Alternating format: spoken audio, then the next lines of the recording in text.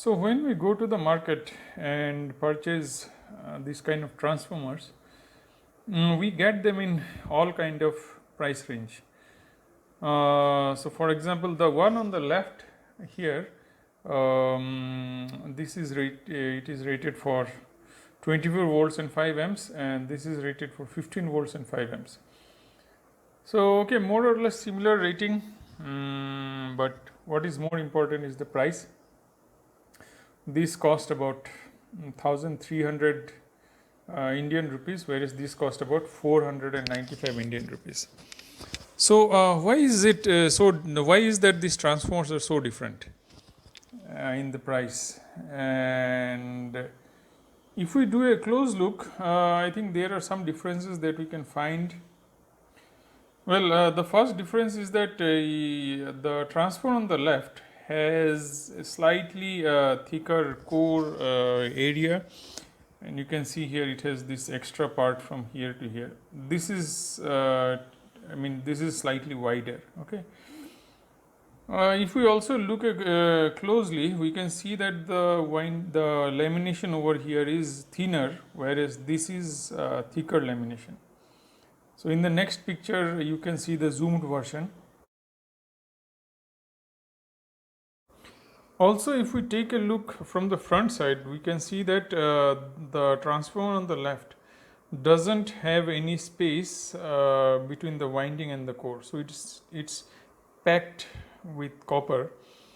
Whereas on the right side, which is a cheaper one, has space available, and we can see the gap. You can see from both the sides.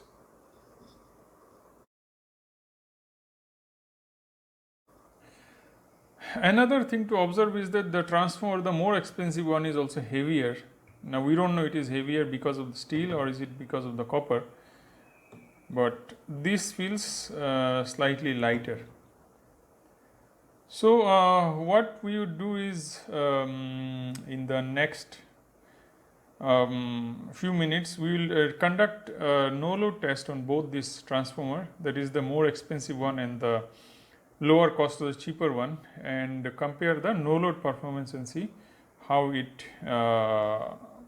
how both of them behaves when we and also we will draw the magnetizing inductance for each of these transformer and the core loss component for both this transformer, and see how much it varies from this transformer versus this one.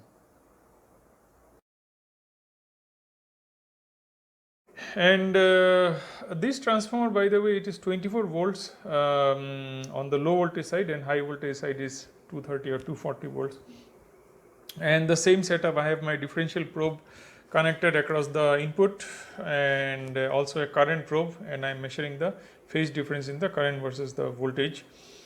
So since it is rated for 24 volts, I will increase the voltage. You observe here this RMS value of the voltage and the RMS value of the current. I am increasing the voltage, and you can see the outcome. As we increase the voltage, it is now becoming very close to 24 volts. There is indeed some saturation which is happening, but the current, if you see, is 207 milliamps. So when we apply the 24 volts, the current drawn by it is 207 milliamps. Also, the phase difference between the voltage and the current is in time it is 1.9 milliseconds.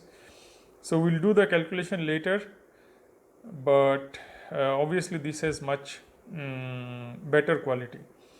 And let's say if I am increasing the voltage further than the rated value, the saturation does happen, and you can see that the current becomes peaky, but it is still the current drawn by the transformer is still much lesser.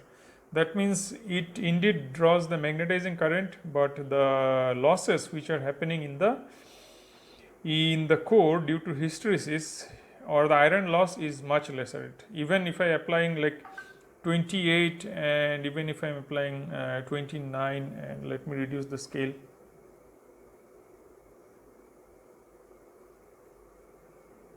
even if I am applying 30 volts, the current drawn is still 350 milliamps.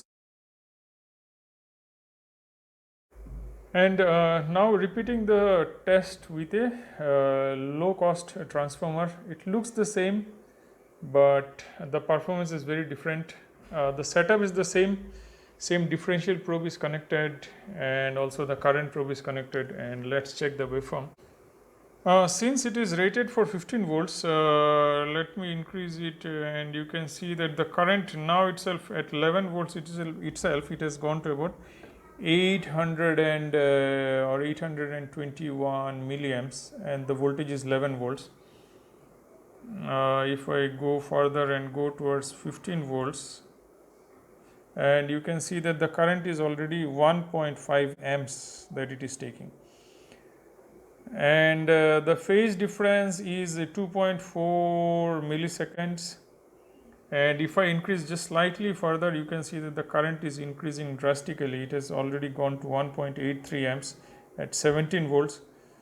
So this current obviously draws, this transformer obviously draws much higher current just under the no load condition.